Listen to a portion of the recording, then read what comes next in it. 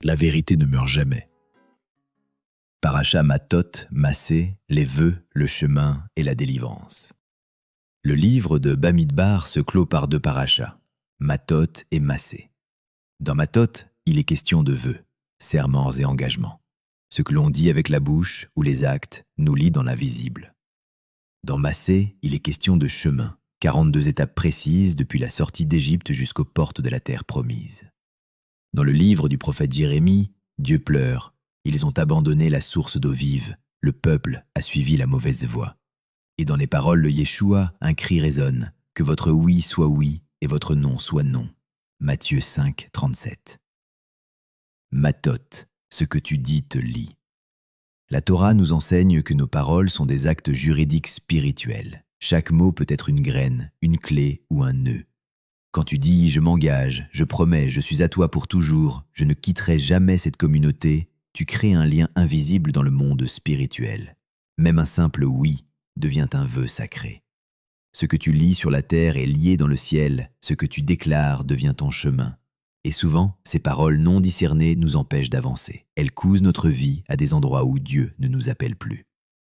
Les liens d'engagement spirituel sont les plus coriaces. Les baptêmes, les communions, les mariages, les sectes, les fausses doctrines, les églises sont comme des bobines de cordes qui nous étouffent jusqu'à la mort. Heureusement, la Torah prévoit un chemin de délivrance. Dans Matot, il est dit que les vœux peuvent être annulés, non par légèreté, mais par vérité. Dieu ne veut pas que tu restes lié à des paroles prononcées dans la peur, la soumission ou la manipulation religieuse. Si tu t'es engagé dans des œuvres sans fondement, dans des systèmes religieux sans Torah ni vérité, cette paracha est pour toi. C'est le moment de faire le tri, de rompre les engagements trompeurs et de retrouver ta liberté spirituelle. La seconde paracha, Massé, énumère 42 étapes du voyage d'Israël dans le désert. Ces étapes ne sont pas que géographiques, elles sont l'itinéraire d'un chemin intérieur. Elles sont la réponse à tes blocages. Des haltes où l'on a chuté, douté, pleuré, prié, des points de repère dans notre parcours d'âme, des lieux à traverser pour atteindre la promesse. Ces 42 étapes sont les aides dont nous avons besoin. Cette paracha n'est pas seulement une lecture, c'est une invitation à rompre les liens invisibles. Et ce que tu lis sur la terre est lié dans le ciel. Car tant que nous restons liés à des pactes ou des systèmes religieux qui n'honorent pas la Torah de Dieu, ni la vérité du Messie, nous resterons bloqués à une étape de notre vie. Nous tournerons en rond. Nous ne verrons pas la suite du voyage. C'est une idée ancienne, mais toujours vivante.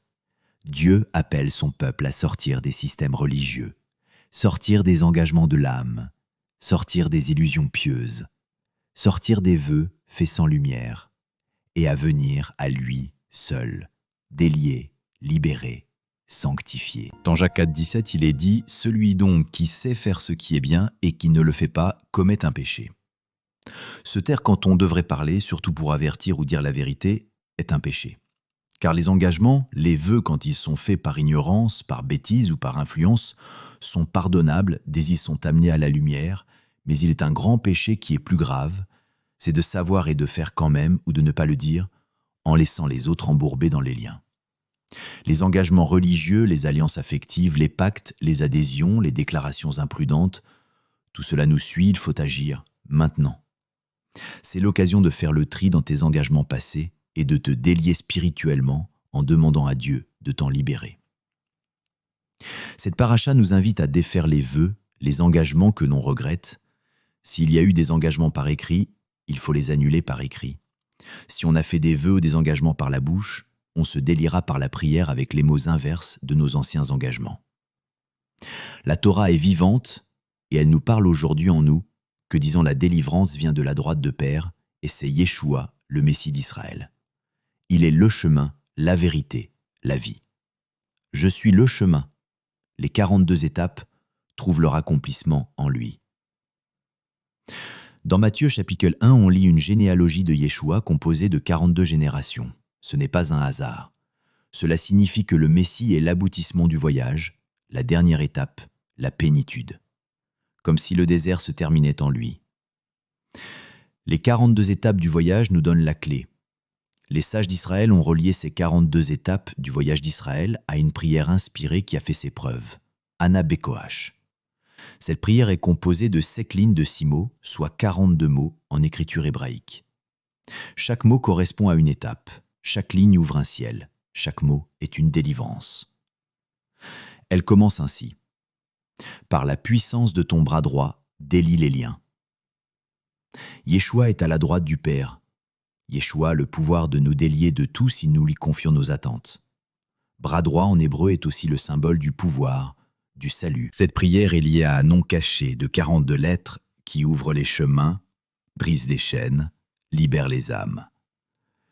Elle est un chant de délivrance. Anna Bekoach, version française.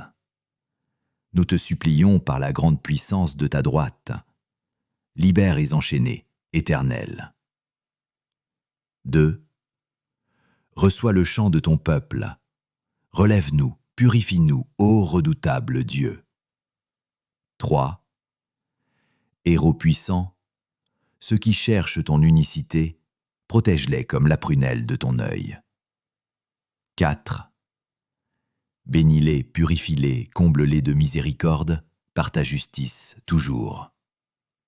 5. Fort et saint, dans ta grande bonté, conduis ton assemblée avec tendresse éternelle. 6. Unique et glorieux, tourne-toi vers ton peuple, souviens-toi de ceux qui gardent ta sainteté. 7. Reçois nos prières, écoute notre cri, toi qui connais les mystères, délivre-nous maintenant. Conclusion, le dernier pas est une libération. La paracha Matot Massé nous emmène dans un voyage intérieur. Un voyage où l'on se rend compte que nos paroles nous ont parfois liés, que nos pas ont erré, que nos engagements ont pesé. Mais ce voyage n'est pas un labyrinthe sans sortie, c'est un chemin de retour. Et à la fin, il y a la promesse. Car ce que Dieu veut, ce n'est pas que tu restes enchaîné à des serments oubliés, à des pactes religieux sans vie, à des paroles qui n'étaient pas les tiennes. Ce qu'il veut, c'est que tu fasses le dernier pas, le 42e, celui qui ouvre le Jourdain. Celui qui te fait entrer dans la terre promise, non pas lié, mais libéré. Libéré de tout ce qui n'est pas amour, libéré de tout ce qui t'a freiné, libéré pour vivre dans la lumière de Yeshua, qui est le chemin, la vérité et la vie. Anna Bekoach est une prière puissante de délivrance. Il y a aussi le chant qui est encore plus puissant. Il y a aussi cette prière inspirée.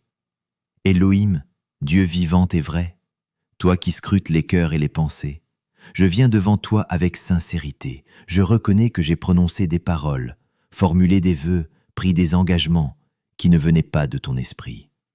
Par l'autorité de Yeshua, le Messie, je renonce maintenant à toute parole qui m'a lié à des œuvres mortes, à des relations trompeuses, à des alliances religieuses sans vérité.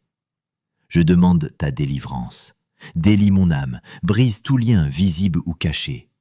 Efface les serments injustes, purifie ma bouche, mon cœur, mon chemin. Je choisis aujourd'hui de te suivre librement, sans chaîne, sans peur, dans la lumière de ta vérité. Amen. Amen Davakaram, car la vérité ne meurt jamais, et aujourd'hui elle t'a rendu libre. Shabbat Shalom.